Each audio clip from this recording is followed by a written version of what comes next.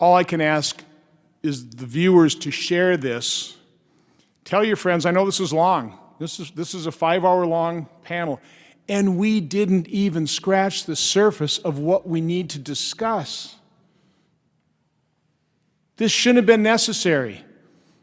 As our information grew, as we became better and better educated, less ignorant about the coronavirus, COVID, the COVID vaccines, this should have been made public every step along the way, but it wasn't. So again, I'm just asking the viewing public to have an open mind, respect these individuals who have paid a significant price, professionally, reputationally. How many of you in this room, recognizing there are doctors, there are PhDs, there are attorneys, media experts, other scientists, public citizens, how many of you personally have witnessed censorship, intimidation, or professional reprisal and damage as a result of your advocacy for patients? I want this to be recorded. That is 80% of this room have experienced something negative in their life in trying to promote and help compassionately something positive for patients suffering with a potentially fatal illness. I'd like to start really quick with a story. So a high-risk individual approaches me, 50 years old, obese, type 1 diabetic, calls me, I have COVID. This was about a year ago. What do I do? Help. Help, I'm going to the ER, my oxygen's 86. I have excruciating pain in my lungs. So I said, you're going to the pharmacy, don't go to the ER. I called in some early treatment medications of the drugs which shall not be named. Said individual calls me a couple hours later and says, you know that excruciating 9 out of 10 lung pain, it's now 2 out of 10, 6 hours later. Well, I know the mechanisms of the medication I prescribed. A few hours later, and the next morning, he calls me, he says, you know that oxygen saturation of 86, it's now 98%. I said, isn't that fantastic? Early treatment works. That individual is my brother. I am my brother's keeper. This warning says, FDA cautions against the use of hydroxychloroquine in outpatients outside of the hospital setting. But then, in the justification, it says, we base this on information to treat hospitalized patients. Hospital disease, as we'll hear, and as we know from 2 years of dealing with COVID, is a completely different illness treated with different drugs, different medications in the hospital. Outpatient disease is flu-like. Hospital disease is a florid pneumonia. And so the fact that the FDA would base recommendations and warnings on hospital disease, which is a totally different disease than outpatient disease, is a fraud. This website is still there today and constitutes an outright fraud. Again, I'll point out there's so much we don't know. I would have liked to seen a much larger dose of modesty coming out of our federal health officials and the legacy media and big tech when it came to, we would be so much better off if there was robust debate and discussion. I have to say, I'm going to call it out, and I'm known for this. I call it like I see it. I'm calling attention to the corruption. If you look at these innumerable failed policies, there's only one way to understand them. They are literally written by pharmaceutical companies. Almost every single policy serves the interest of a pharmaceutical company. However, if you look outside the United States and look around the world, there have been numerous successes. As one of the world experts on ivermectin, let me just talk about some programs which used ivermectin. My colleagues here, as Dr. Risch just pointed out, there are a number of compounds that we've identified that are effective in early treatment. Almost all of them are repurposed or generic. But let me just say a few words about ivermectin and what it's doing around the world. Not in the United States. In the United States, it's a horse dewormer, it's horse paste, and only the illiterate, ignorant, and or unvaccinated use it. That medication has been shown to literally solve the pandemic in numerous regions around the world. And as time went on, they were told in no uncertain terms, if you use these drugs you probably will be fired. And nobody had to tell them. They're smart people. You don't have to draw a map. Why is an ophthalmologist treating? Because patients were languishing at home. And I've treated over 1,600 patients because patients were languishing at home with no treatment for inflammation, with no treatment for respiratory distress, with no treatment for blood clotting. It's absolutely absurd, and I wasn't going to let it happen. And I think, as you see in this room, all of us feel the same. Are African Americans, are they denied early treatment in the community? Well, yes, they are. My dad just died. Right? He died Friday. Couldn't get a test, couldn't get monoclonal antibodies. We treated him at home. Unfortunately, we had an oxygen machine that didn't work. So his blood saturation went down to the point where he was incoherent.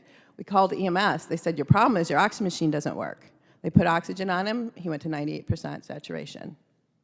We moved him to the hospital. He recovered all his cognitive functions. He was doing quite well, but he was no longer getting medications that reduce his inflammation. He was no longer getting medications that blocked the histamine response. He was no longer getting the medications that he needed, and he was no longer getting lung steroids, and he just declined and declined and declined until he passed away on Friday, and I say he passed away from lack of appropriate care. So in the last 6 months, I've really evolved into a early treatment advocate. I've used a combination of medications, and up until recently, I was using monoclonal antibodies, and sadly, we can't get those anymore. But I just hear so many stories. At first, it was, my PCP won't see me, so they came to see me, an ENT. I became the PCP. Now it's people are terrified to go to the hospital, so I've become the emergency room. I'm giving high-dose IV steroids. I'm giving 25 grams of IV vitamin C, but I am keeping people out of the hospital, and I've kept over 2,000 people out of the hospital. And if you look at current statistics, 20 of those people should be dead, and they're not. So, and the turning point for me when I really got angry was a patient that his wife reached out to me. He's trapped in the ICU, a father of 6, sheriff's deputy, refused to give anything. But these hospitals give them low-dose steroids. They give them 6 milligrams of dexamethasone, 3 times a day. A lot of these hospitals won't even give breathing treatments. It's ridiculous. They won't give them the vitamins. And so basically she called me in desperation, and I testified. She sued the hospital to try to get her husband the medications he needed. I testified, we won. The hospital refused to grant me privileges, even though I have a spotless record. And I was furious. Because that's when it all changed for me, and I became thrust into the public because of Methodist Hospital. But it's just, I've seen a lot, and I'm angry, and I'm exhausted. I have one hospital I can send patients to that I feel safe to. Some of those heart-wrenching stories I'm hearing where a loved one's in the hospital and the family's begging the hospital to do more, trying to save the person's life, and they're just being told, now your loved one, there's not much hope. Get ready for the worst, and they just won't do anything. So the question is, why? Why have cheap, safe, and effective drugs been ignored for the treatment of COVID-19, which could have saved maybe 500,000 lives? And I think Dr. Corey has told us exactly why. I want to talk about medical ethics because I'm concerned that many of our pandemic policies have ignored foundational principles of medical ethics. We effectively abandoned patients that were suffering from other conditions and had other medical needs.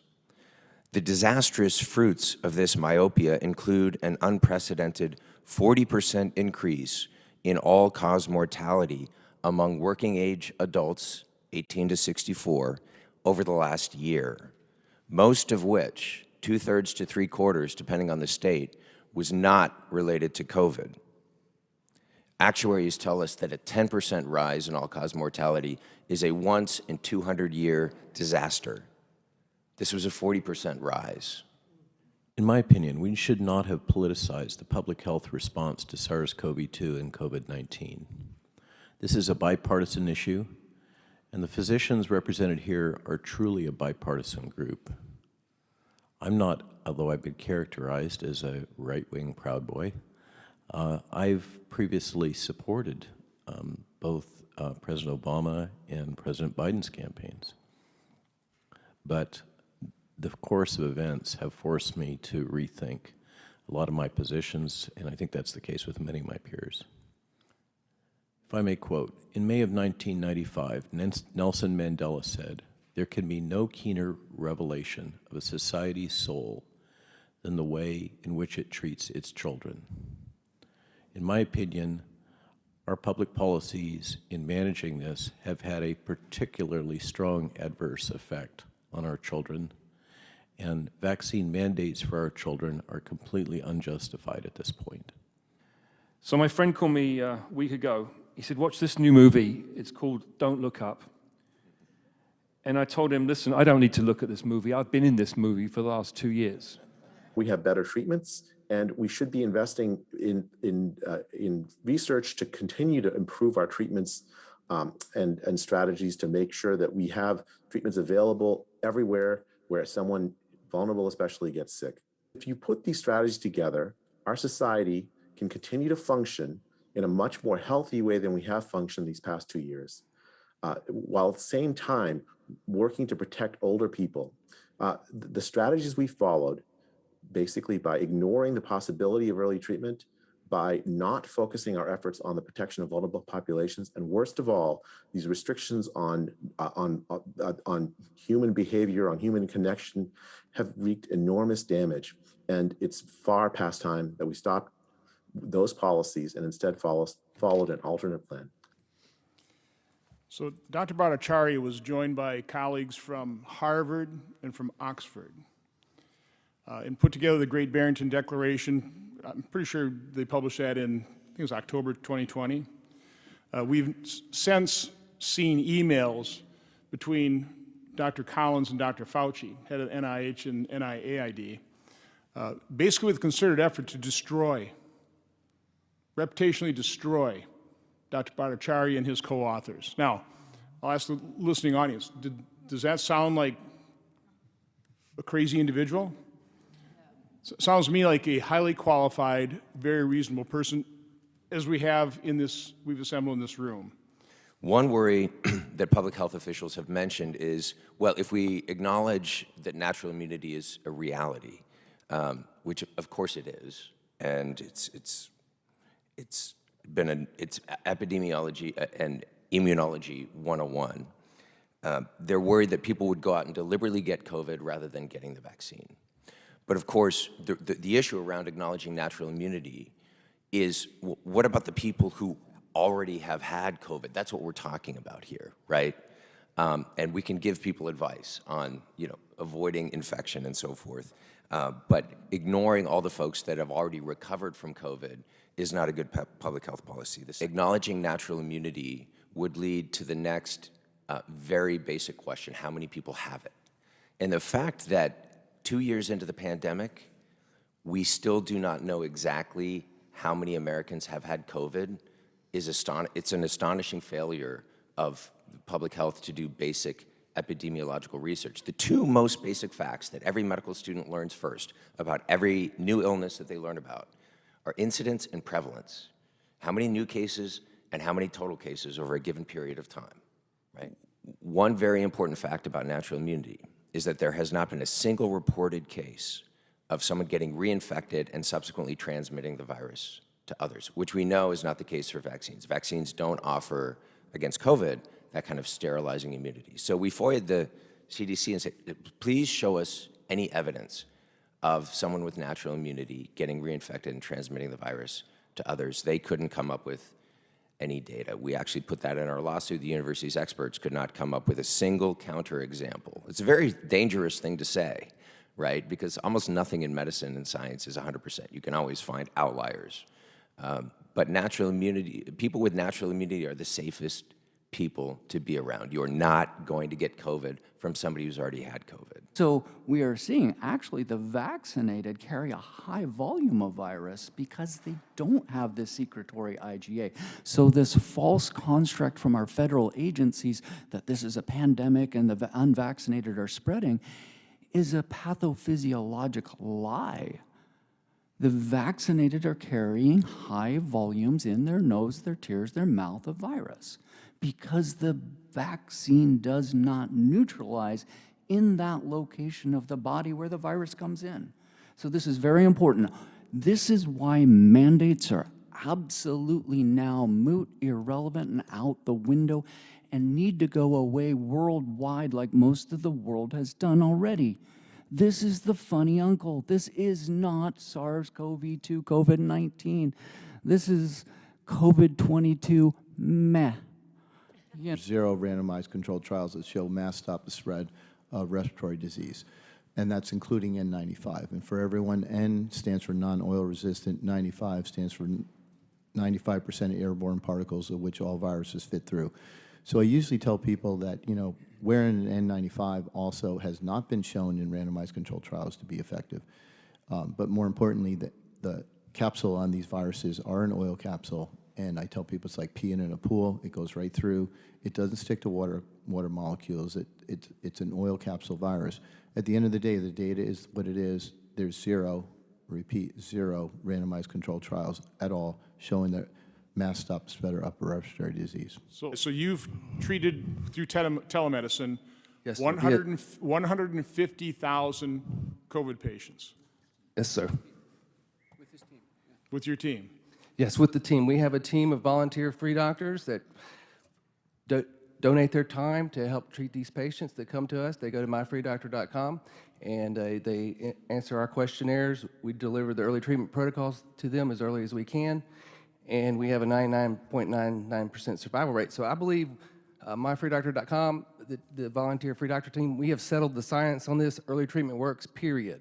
But the key answer is to find a doctor who is going to treat you.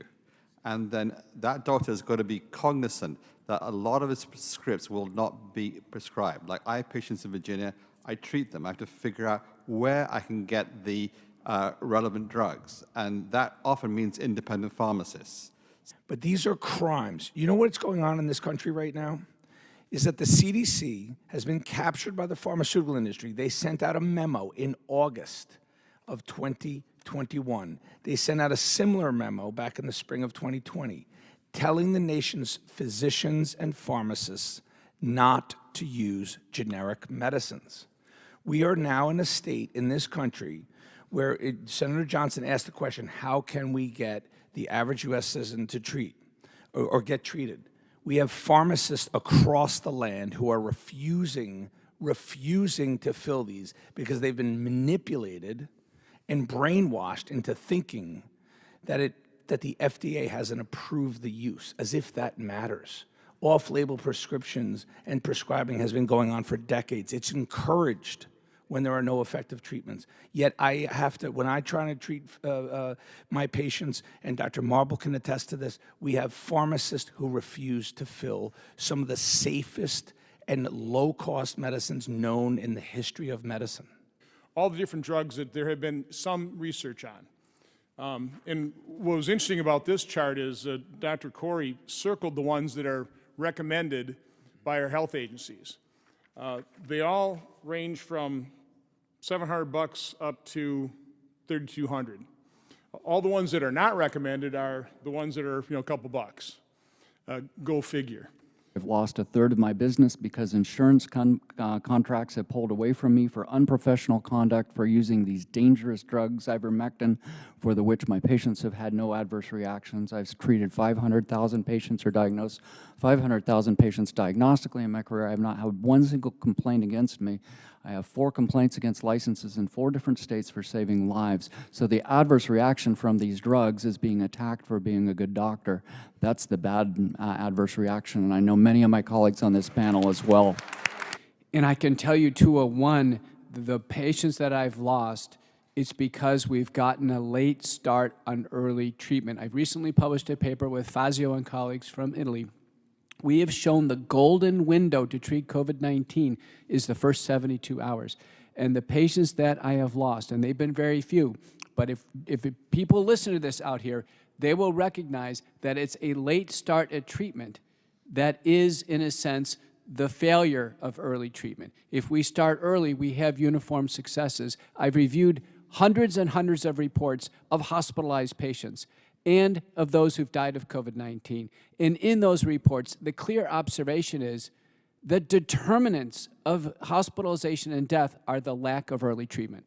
I am completely agnostic when it comes to whatever drug will end this pandemic, vaccine, whatever. I don't care. I want this pandemic over. I want people to live. We also had the wrong bodies leading the vaccine program. Remember, the FDA is supposed to be the safety watchdog. The National Institutes of Health is the government research body, and the CDC is the outbreak investigation body. Right now, the CDC and the FDA are the named sponsors of a vaccine program. If American can learn anything, we should never have the FDA and CDC be a sponsor of a public program in administering a product. It has been a giant and colossal mistake. We should have had a separate body, a government body, be the sponsor of the vaccine program. The vaccine manufacturers can supply the products, and then we needed the separate Data Safety Monitoring Board, Clinical Event Committee, and Human Ethics Committee there in oversight. And if this would have happened based on the emergence of unexplained deaths, I am testifying today that the program would have been shut down in February because of excess mortality. They will attack you, they will threaten you, they will put you in a state of fear and say, you can only do what we say, but don't save a life. And by the way, the vaccines are expired because Omicron is here.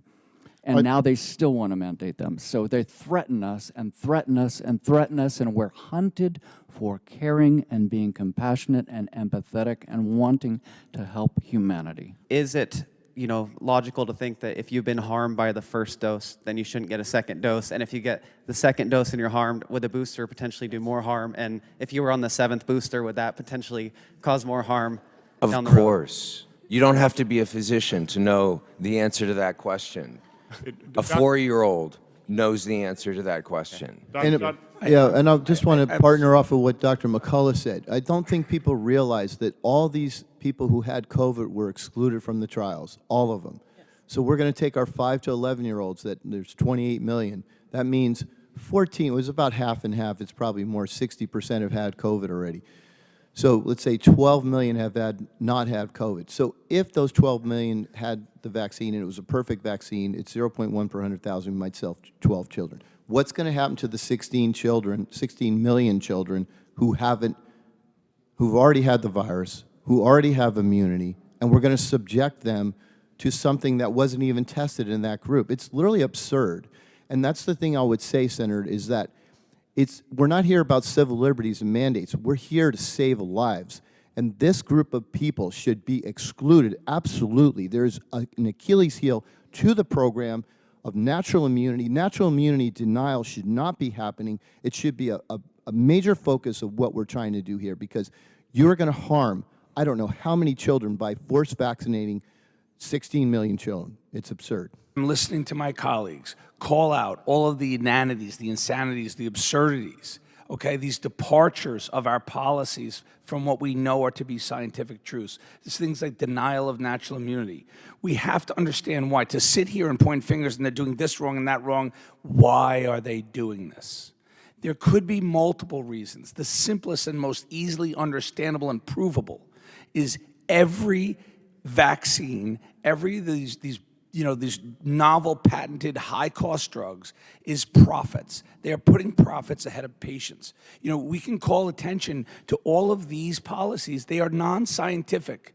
They're failing at having scientific support, yet they're being carried out and they're being distributed across the country. And doctors and states and health departments are willingly accepting these without question, without critical thinking. And that's what I want us to be clear that we're calling attention to today. This is corruption. Plain and simple, it's corruption. Why are they vaccinating our children?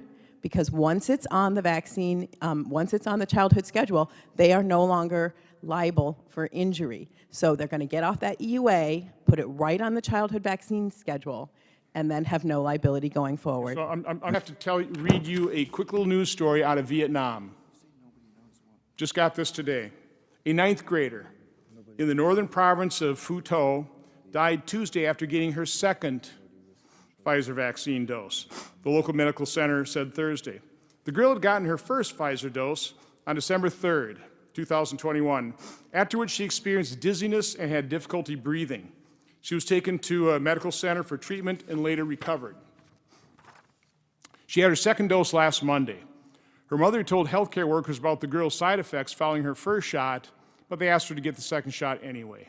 Again, this is a 9th grader. Doesn't have much risk from COVID. Has a reaction to the first dose, but let's give her the second dose anyway. 20 minutes following the second shot, the girl experienced tightness in her chest, dizziness, difficulty in breathing, and seizures. She received emergency treatment on the spot before being transferred to a district medical center. On arrival, she began to vomit blood, fell into a coma, and her heart stopped. Her family received news that she died Tuesday morning. Now, I guess this isn't evidence that a death might be related to the vaccine, but it certainly would concern me more than it's concerned Dr. Fauci, Dr. Lewinsky, Dr. Collins, Dr. Woodcock, Dr. Marks. I know one of your favorites, Brianne. This is reality. This is a reality that's being ignored by our federal health officials, by the legacy media. But every patient is a new textbook. Every patient is a unique human being that has unique factors that only we and the patient really understand with sufficient depth to make difficult medical judgments. And this is the first time in my career, I think the other clinical physicians in the room would agree, where I've worried about, is somebody going to be looking over my shoulder asking me why I've prescribed fluvoxamine for this indication rather than that indication? I prescribe it for depression, no problem. Are you giving this to treat COVID? Why should it matter to you? So it induced... So you're saying this is the first time in your... Yeah, the last 2 years. Is that true? The last 2 years. Now, there are things that hospital administrators do that have annoyed physicians for years, but the kind of hamstringing of physicians in terms of doing what we believe to be the right and best and good for this vulnerable patient in front of me right now, that is my only responsibility as a physician. This patient who has placed their trust in me as their physician to do what is best for them and not be acting as the agent of a social program or a state program or any other interest that could compromise. So I can tell you what happened to me. So I was using our protocol to treat critically ill patients in the ICU with a whole host of repurposed drugs. This is a memo.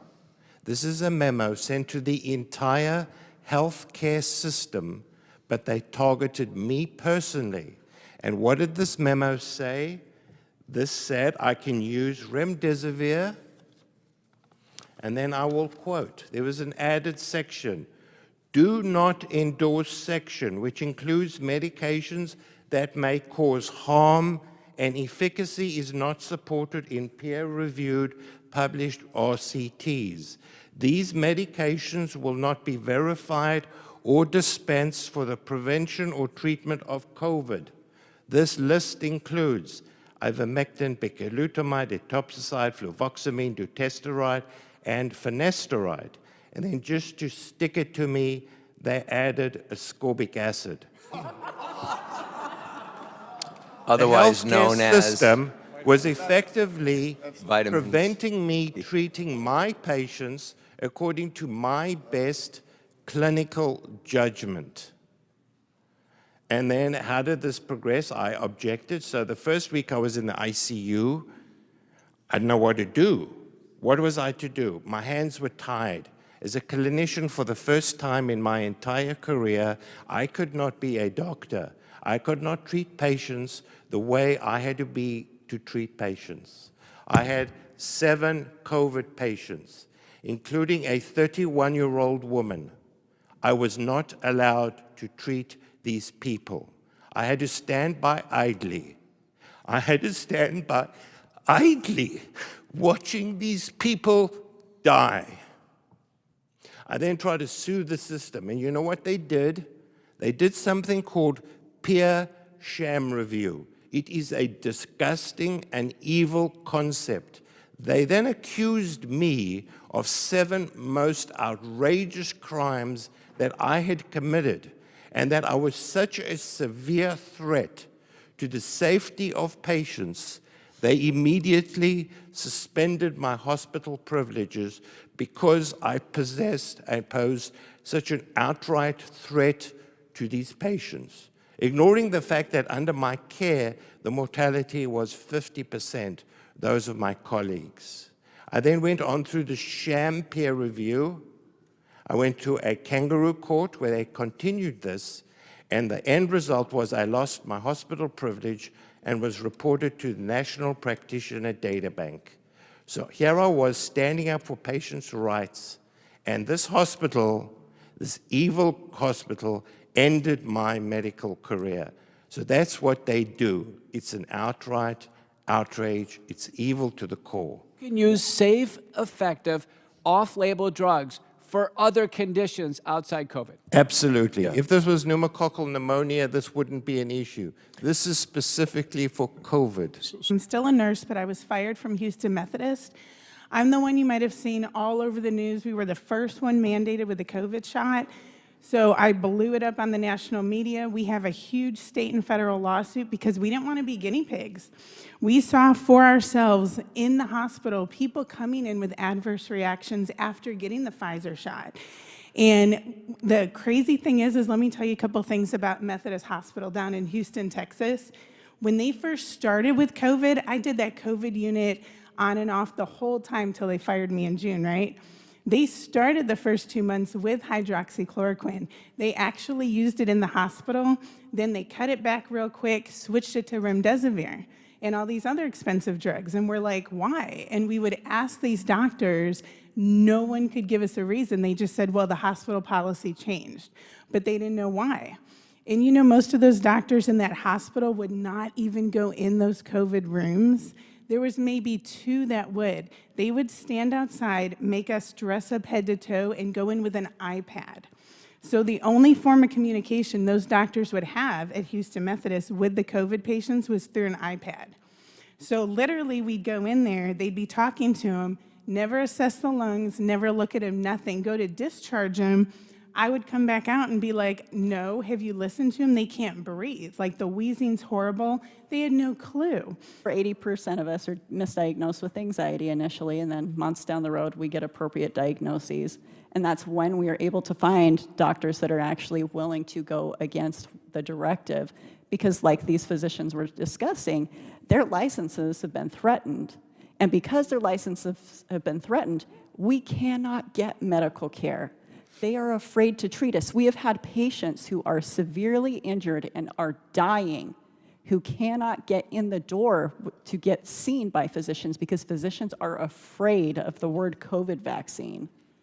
So instead, what they're doing is they've made us, like Kyle Warner and myself, and our membership of over 12,000 COVID vaccine injured, we are ground zero to take care of the COVID vaccine injured when we have highly qualified practitioners across the globe that have been silenced and threatened if they even so much as see us for what's going on.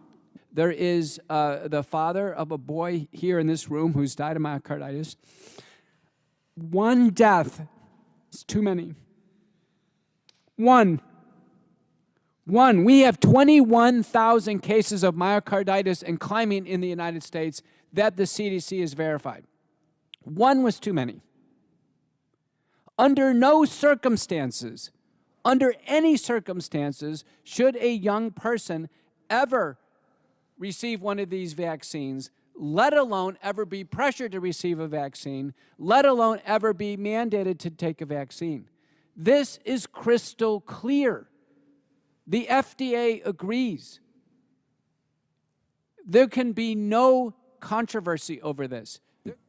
We are seeing unprecedented numbers of athletes dying on the field in Europe. Unprecedented. Of these cardiac arrests, half of them don't come back.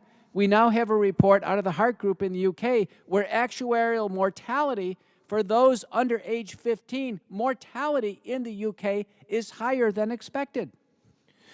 And I am concerned about our children. I'm concerned about all of those effects: brain, heart, blood coagulation, reproductive system, immunologic system, and furthermore, they're not at risk for this virus. Why are we doing this? And mandating these vaccines for children just breaks my heart. This is what we get when I investigate. I mean, this isn't to do with this, but this is after a couple of years trying to get information out of another agency, and we finally get the information, and it's all redacted. This is how the federal government, the agencies, comply with congressional oversight. This dose that was tested in a major trial, which made corticosteroids the standard of care worldwide. And I also want to give praise to Senator Johnson. You know, Senator Johnson invited me to give testimony in the Senate in May of 2020.